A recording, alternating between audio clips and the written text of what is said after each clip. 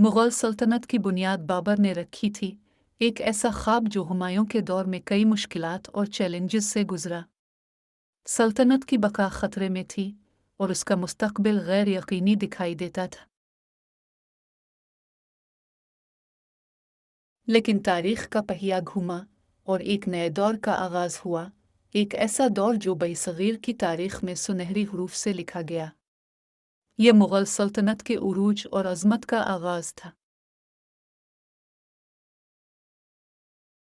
सन 1542 में जब हुमायूं जलावतनी की ज़िंदगी गुजार रहे थे, एक बच्चे ने जन्म लिया जिसका नाम जलाल अल-दीन मोहम्मद अकबर रखा गया। ये बच्चा बाद में अकबर आज़म के नाम से मशहूर हुआ। हुमायूं की अचानक वफ़ात के बाद सिर्फ 13 साल की उम्र में अकबर को तख्त नशीन होना पड़ा। एक कम उम्र शहंशाह के लिए एक बहुत बड़ी जिम्मेदारी थी। इस मुश्किल वक्त में वफादार जर्नैल बैरम खान ने अकबर की रहनुमाई की और सल्तनत को इस्तेहकाम बख्शा। बैरम खान की हिकमत अमली ने नौजवान शहंशाह को मजबूत किया।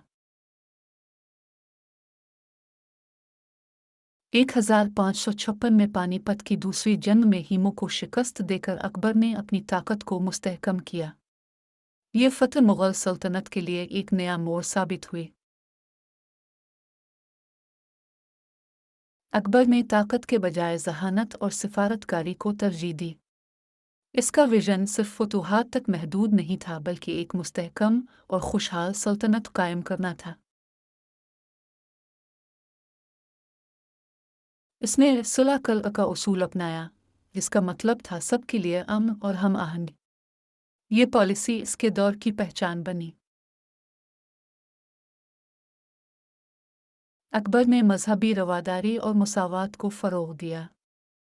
हिंदू, मुसलमान, सिख और ईसाई सबको यकसा हुकूक हासिल थे। इसने राजपूत हुक्मरानों के साथ मजबूत ताल्लुकात कायम किए।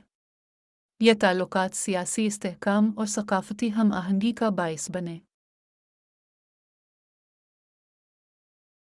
अकबर का मकसद एक मुत्तहिदा हिंदुस्तान कायम करना था, जहाँ मुख्तलिफ मज़ाहिब और सकाफ़तों के लोग अमन से रह सकें। इसका यह ख्वाब काफ़ी हद तक पूरा हुआ। इसका दरबार इल्म व फ़न का मरकज़ था। दुनिया भर से उलमा, फनकार और दानिश्वर उसके दरबार की ज़ीनत बनते थे।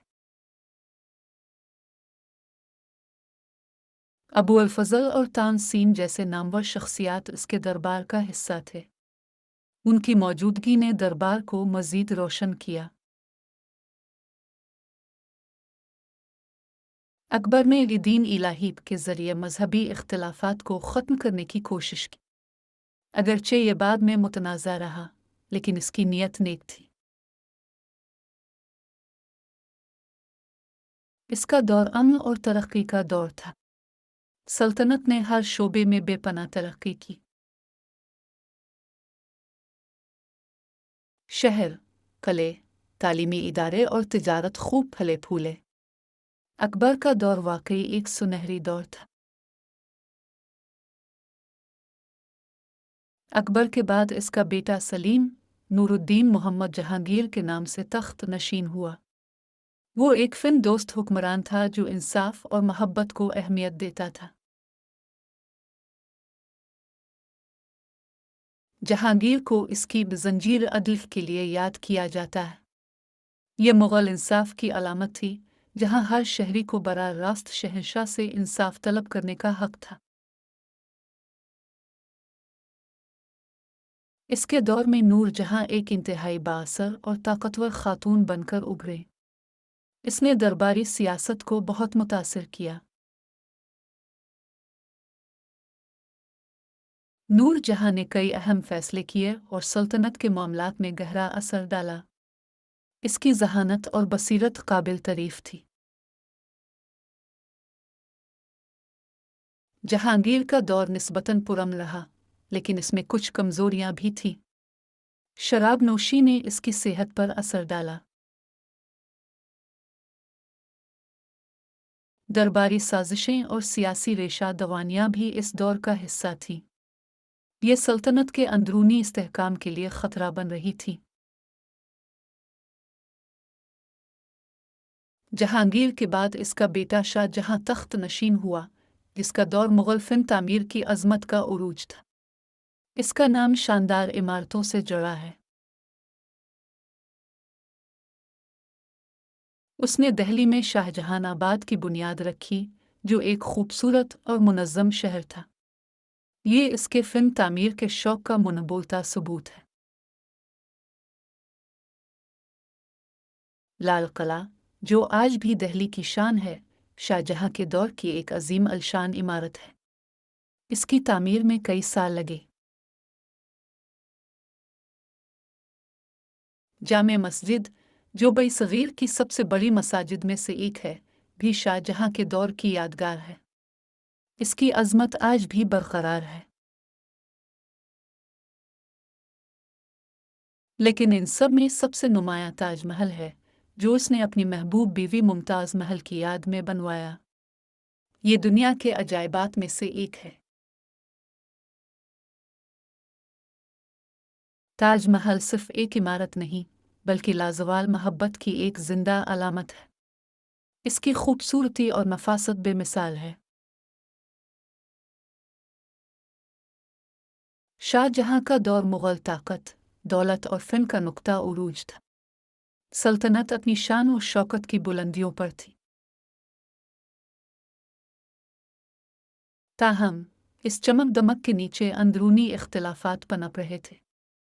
ये इख्तिलाफात सल्तनत के मुस्तकबिल के लिए खतरा बन रहे थे। इसके बेटों के दरमियान तख्त के लिए शदीद रकाबत थी।